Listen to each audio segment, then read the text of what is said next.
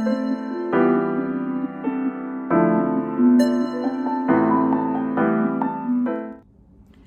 everyone, this is me Jyotika Bedi, founder of Happiness is Love. Today I'm going to talk about what is regret.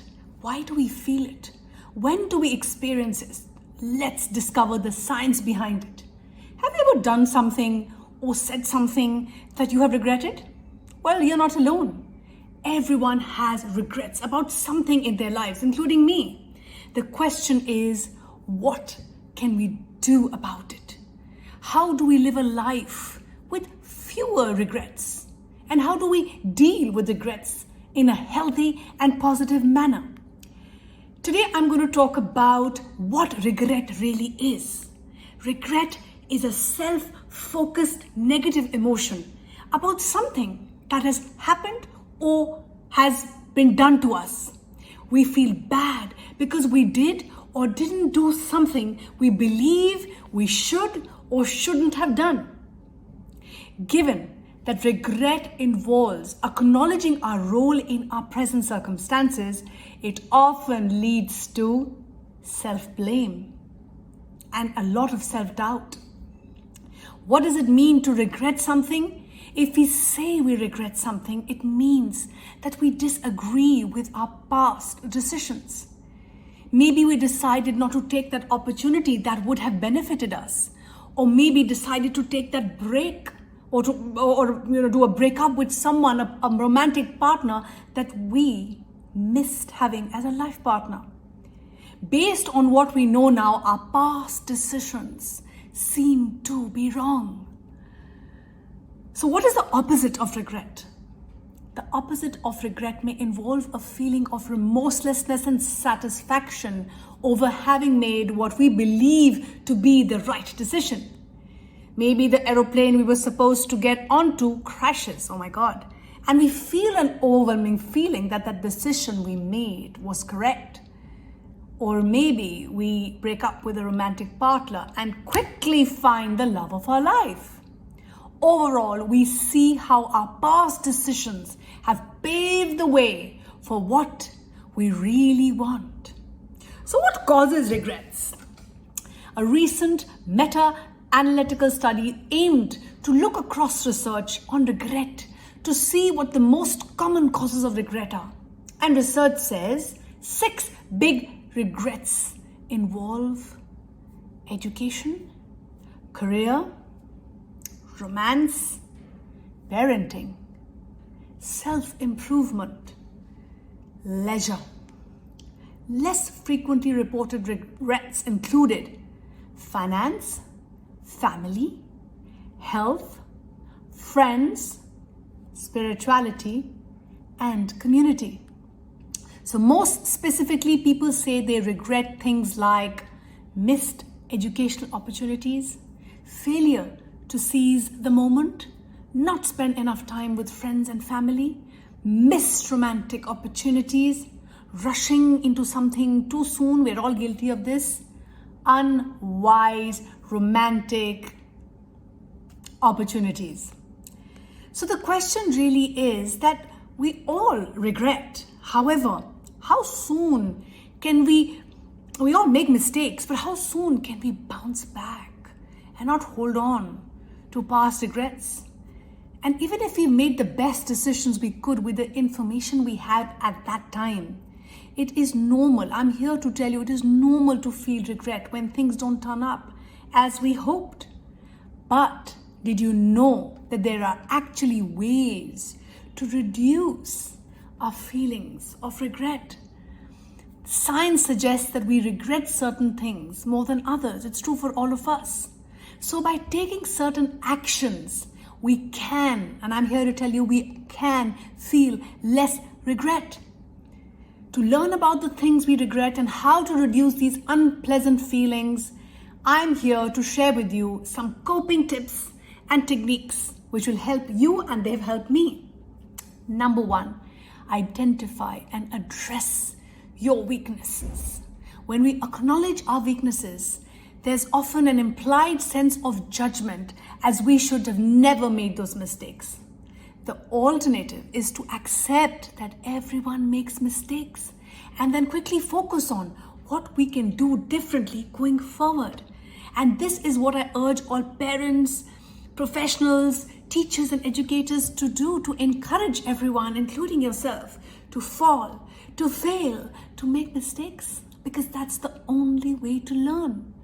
For me, this meant discovering why I was so afraid of putting myself out there. Imagine if I had the greatest fear of making videos. If I did not overcome my fear, I would have had the greatest regret of my life, because this is my calling. This is my passion, where whatever I learn, I love to share with everyone, because it multiplies the joy and we all feel that we are not alone. The rewards of learning to conquer that fear outweighs, believe me, it outweighs the pain of living with regret of not doing something that you believed in. So I'm here to tell you, use your mistakes as a learning opportunity, as a teaching tool. And I'm here to tell all teenagers and tweens and young adults, make sure that you celebrate your failures and your mistakes, because this is proof that you are trying. I work with a lot of young adults and I see that children and young adults beat themselves up for making mistakes. We need to learn to forgive ourselves and bounce right back. And this is for parents to model, so that you can empower your children to respond in the same way. And if you're like me and you have children, think of it as helping not just yourself, but helping the future generation. So in our house, when someone falls, we tell them to quickly dust it off. Take your time, but then get back on. Resilience is a very important life skill. It's okay to not be okay. And it's okay to bounce back. Feel inspired. Learn. Remind yourself, I can do this. Use the opportunity to become better at adapting. Most big mistakes present us with an opportunity like no other does. It is so important to change our perception, to change our lens, that it's okay if I made this mistake. It's okay if I did not make it to this interview. I need to learn from this. What is the lesson? How can I improve myself? Instead of telling myself that my mistakes define me or I'm a failure, we need to change the narrative. Look at problems as challenges. Think of a strategy how to overcome them, so that you are better prepared for the future, and you create possibilities of happiness, and you grow alongside. Strengthen your ability to focus on things that you can control. If you are cheated on by a friend, you probably know that that was not in your control. But now you know that going forward, you can choose your people wisely, because guess what? You are a sum of 5 people you spend the most amount of time with. And one of the most important decisions in your life is to choose your people wisely. This will propel you to take positive action, because you will then have a circle that believes in you, that's rooting for you, that believes in your life goals and is supporting you. Embrace impermanence. Everything in life is impermanent. Our thoughts are impermanent, our feelings are impermanent, we are all impermanent.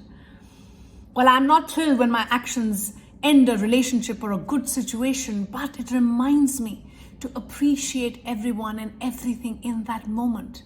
There are no guarantees in life. We need to value and evaluate our relationships. Think of it. This is a wonderful moment that I have right now, where I'm connecting with you.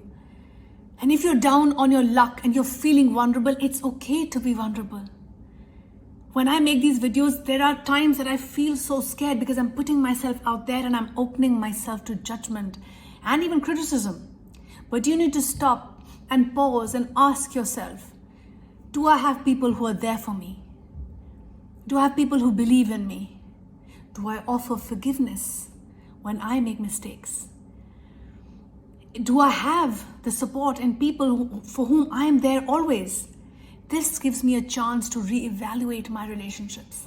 This helps me deal with my hurt if someone has hurt me and a relationship has gone strained, but it is again an opportunity for me to discover who are my people, who is my tribe, what really motivates me to take action, even when I'm feeling vulnerable. We're all human and nothing brings us together like acknowledging our universal struggles. So get better at accepting responsibility. I know many people who would sooner donate their organs to science than take up responsibility. We've all done that, but the point is, there is something which is very empowering that, okay, I messed up, I accept the consequences, I own up. Challenge, I'm here to tell you, challenge your thinking. There's a quote that reads, success is often the result of taking a misstep in the right direction. If your mistakes propel you towards a better, happier future, then actually it is a blessing. I realize mistakes only make me better, and me trying my best is good enough is something that I tell myself every single thing. The crazy thing about regret is that it seems imperative sometimes, as we have to indulge in dealing with not very pleasant emotion. But I'm here to tell you there is something compelling about learning from our lessons. And I'm here to tell you that living a life of regret does not serve anyone. I'm here to tell you that there are these tools that I've shared with you that can help you deal with your regrets in a better manner. I'm rooting for you. Thank you for showing us so much love, encouragement, and support. Keep smiling, keep shining, keep inspiring.